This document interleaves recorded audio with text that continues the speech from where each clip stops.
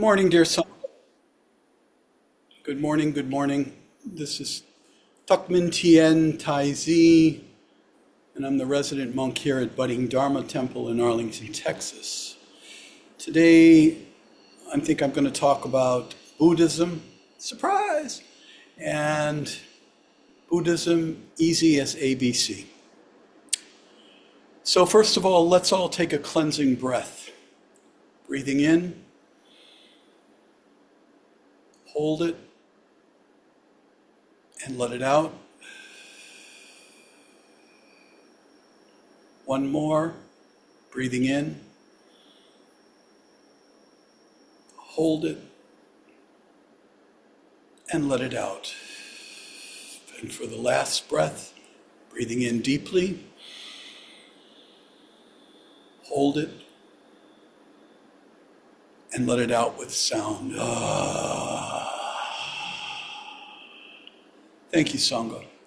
Before I get into my subject this morning, I'd like to also send great metta to my dear friend, Reverend Debbie. We kind of started walking this path together with her becoming a student of Thay in the Reverend program, and me kind of becoming a novice monk. Debbie went to China with us. She's just a perfect love, and I hope that she gets some relief with regards to her health. So great metta there. Also sending metta to Tuan that his procedure goes well on Wednesday, and that all suffering beings realize this wonderful life like Tuan has. So Buddhism, ABC, easy, easy peasy. How many people believe that? Not a hand goes up. Surprise, surprise. You know, I think about the Buddha lots. I think about him, though, as a man, not as a great deity that some people worship him as.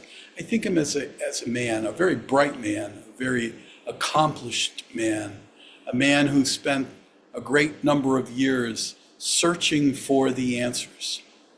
And then, of course, when he found the answers, he woke up. He had this constant situation where he understood answers to questions that he'd been asking himself all his life. But you know what? The Buddha didn't see these teachings as easy as 1, 2, 3 either. He, at first, when he had his awakening, thought about not even offering it to everybody. Not that he was stingy, or not that he was going to, hoard it and make, money on it, or any of that kind of thing, or recognizing his own greatness in this awakening. He just thought, this is too hard for people. This is just too difficult. I wouldn't even begin it, to teach it. And luckily, he'd been hanging out with a bunch of guys for a number of years. They were into what's called the mendicant practices, which is seeing their own suffering and see how far they could torture their own bodies to be able to maybe get some awareness here, to be able to come to an awakening. None of that is easy either. But these guys who first thought of him as a traitor when he sat and just changed his life to the road of the middle path, began to become aware of what this man had accomplished. And through the encouragement of these mendicants, was talked into beginning his teachings. And so what was this great easy as 1, 2, 3 concept that I have about Buddhism have to do with the Buddha? Well, if you think about it, his very first teachings was the Four Noble Truths, 1, 2, 3, and 4. Easy peasy. Life means suffering. Anybody want to argue with that? I don't think so. And when we want to understand what is this suffering all about, point number 2, it's about our attachments. What did we talk about this morning in our check-in? We all got them. We're all doing something with them. A commonality in this human species. And he understood it clearly, and it became point number 2, easy peasy. Number 3, once you've identified what the issue is, what are you going to do about it? And he said, it's possible to reduce the amount of sufferings that we have in this life. And he knew that liberation was available to each and every person that wants to undertake this path. He didn't think it was going to be an easy path, but that it was possible.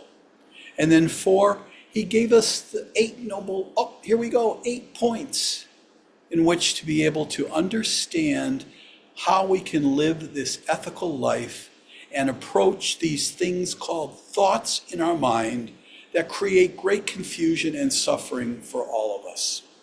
And he gave us these points to simply look at, not as rules to follow, not in a sequential order to follow, but just to simply see this is a path that reduces the amount of suffering in our life.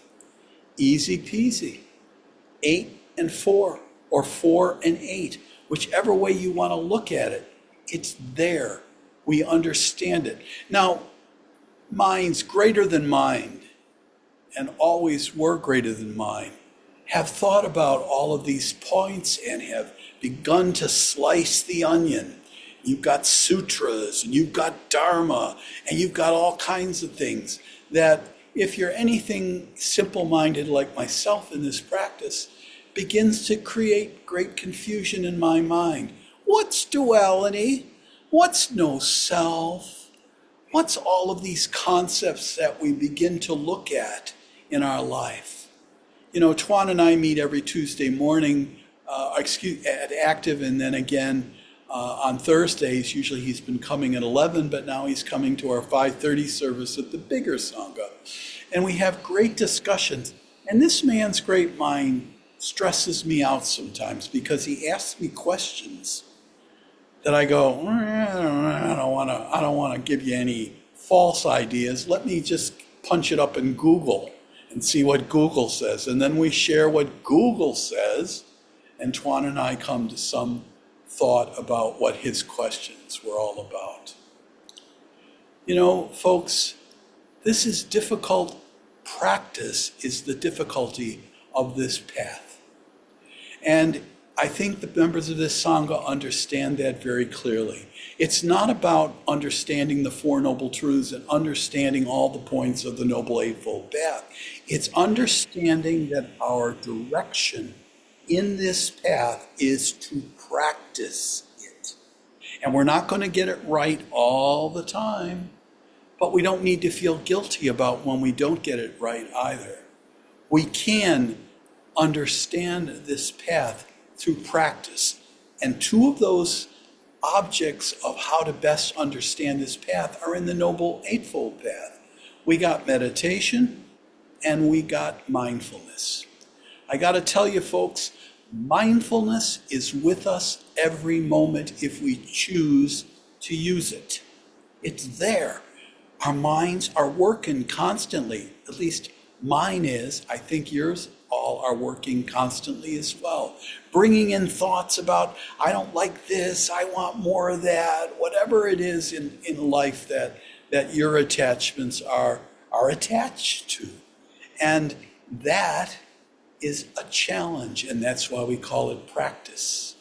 You gotta do it. And this mindfulness concept that's become especially popular since Thich Nhat Hanh brought it over here to the West. It is something that gives us the ability to be aware of where we are with regard to our own thoughts at any point in time. And when it drifts off and when we become involved in the television station or the sports or the pets, whatever it is, we can pull ourselves back to a mindful practice. It's available to us. But it's not easy. It's not easy, and it's not always 100% successful for each and every one of you. I'm sure many of you are much better at it than I am, but I'm going to continue working at it because it's a tool, an easy tool for me to work with. rather than reading the Lotus Sutra or the Diamond Sutra and all that stuff and getting all confused with all of the great minds that have torn these teachings down into great concepts, but things that are more deep than I need to go. And then not need to go, but choose to go, I guess. And then I've got meditation. Now there is the practice. Every single day, you've got the opportunity to set yourself up with something. It's like taking a vitamin. This is the vitamin of your life. If you take it and you use it, it becomes very, very revealing. We become aware of where these thoughts are coming from and why they may be occurring. And what can I do about them? And we sit quietly and we attach to breathing and our breath, or we attach to other techniques of meditation. And they're all just techniques, my friends. The Buddha just sat quietly under a tree. But all the other techniques, I'm not down on any of them. They're all good if they work for you and they bring you peace. Use them. But you gotta use them. I've often said to my Sangha, hey, if you want to be a great bowler, throwing the ball down the alley once ain't gonna do it. You've got to go out and practice bowling or golf or any other type of thing that you want to get better at. Buddhist practice is about meditation. The Roshi taught us once in one of his Dharma talks that Mahayana Buddhism is about three things. It's about metta, our loving kindness practice, and how we put it together in our life. It's about our meditation practice and how we use it. And it's about honesty. How we look at these things and not try to make excuses and not try to punish ourselves, but just to be honest in how our life is and how we can simply live a better life. And so Zheng Kong, I think this morning, reminded us about the chant of compassion. And that is the easy part for me.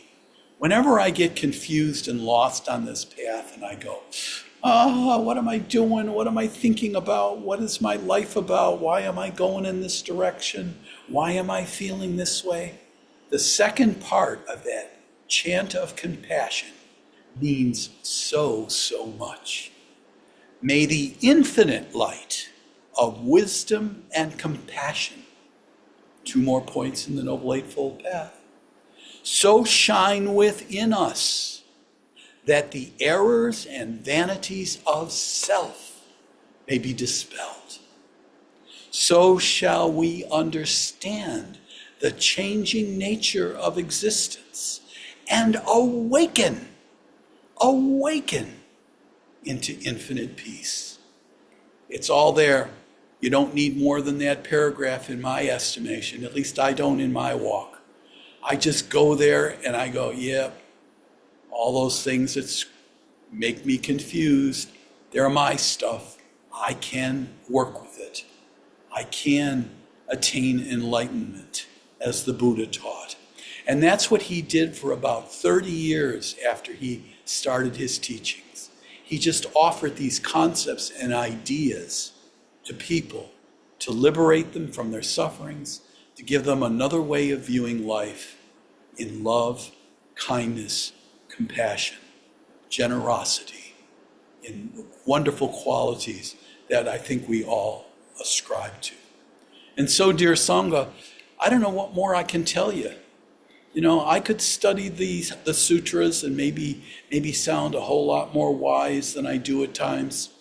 I'm not concerned with sounding wise. I'm concerned with liberation of all beings.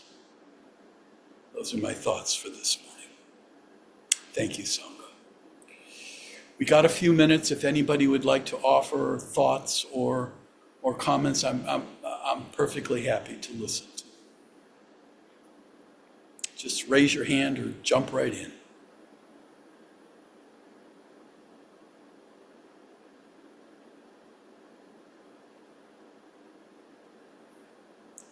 Good. We're all just sitting there thinking, and that's a wonderful thing. So what have we got here? We got to practice, and let's do it. Let's practice this concept called meditation. Let us join together as a Sangha, as a community. There's strength in this. You've all recognized it because you keep showing up on Saturdays. You keep coming in and practicing together, supporting each other. That's what this kind of meditation works. Nothing wrong with our singular meditation either. I did it for a number of years. But the Sangha has great strength. Let's do it. Let's take a position that supports us, our body,